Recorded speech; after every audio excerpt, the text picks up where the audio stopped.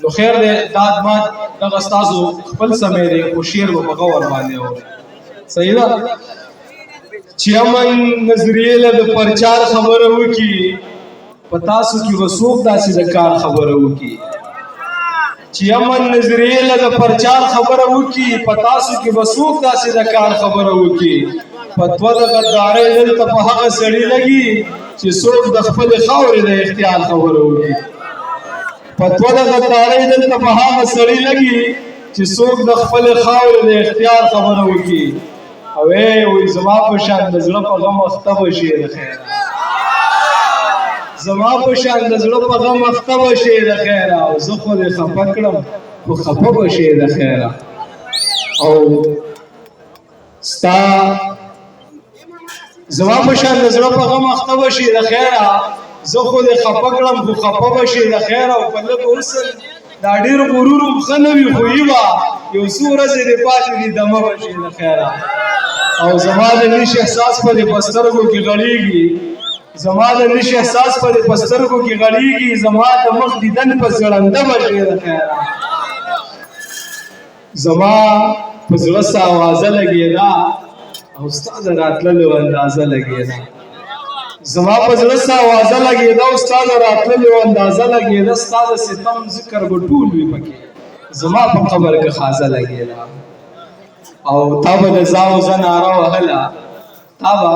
د زاو زه ناره وهله او په ما به هغسې رازه لګېده تا به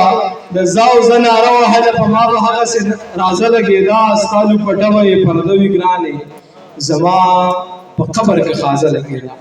ستا لوپټه به یې پرده وي ګرانې زما په کور کې دروازه لګېده جهان ستا تیزه ترخه خبره په ما به څومره په مزه لګېده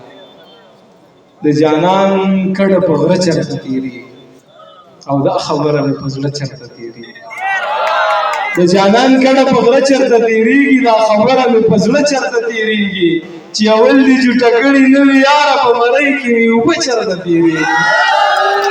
چې اول دې جوټه کړې نه وي یاره په مرۍ کې مې اوبه چرته تېرېږي مهذبه شان خوشبو راباندې راغله په دې لاره پښتانه چرته تېرېږي مهذبه شان خوشبو راباندې راغله په دې لاره پښتانه چرته تېرېږي یار نفس ځکه رقیب ته غاړې نه شو په خوږو پسې تراخه چرته تېرېږي یار نفس ځکه رقیب ته غاړې نه شو په خوږو پسې تراخه چرته تېرېږي نامرۍ د هسې ناسته دومره نه ده ستا په اوښکو کې رانجې چرته تېرېږي او د جهان په غزل حال د رقیبانو په تادۍ کې نو تاوده چرته تېرېږي دغه څو شعرونه چې درته منت کوو مزار زما خبره واوره درته منت کوو مزار زما خبره واوره او دومره مې کړی انتظار زما خبره واوره او چې زه ویم زه په تا مین یم ته کیسې شروع کړې ته خپلې پرېږده کنه یار زما خبره واوره چې زه ویم زه په تا مین یم ته کیسې شروع کړې ته خپلې پرېږده کنه یار زما خبره واوره اوهو په دې کې د شر څه دي مینه مه کوه ځه خو ته لږ کښېنه په قلار زما خبره اوهو په دې کې د شر څه دي مینه مه کوه ځه خو ته لږ کښېنه په قلار زما خبره واوره بیا چې زمونږ په خولو باندې آباد شي دومره ښکلی شي چې سم اسلام آباد شي چې زمونږ په خولو باندې آباد شي دومره ښکلی شي چې سم اسلام آباد شي ستا د ښار د وسایلو ته چې ګورم مسایل راته د خپل کلي رایاد شي ستا د ښار د وسایلو ته چې ګورم مسایل راته د خپل کلي رایاد شي په پنجاب کې منصبونه تقسیمیږي پښتانه په زنده‌آباد او مرده‌آباد شي او یاري څه ده خو خپل وخت بربادول دي یاري څه ده خو خپل وخت بربادول دي او زه غواړم چې وخت دغسې برباد شي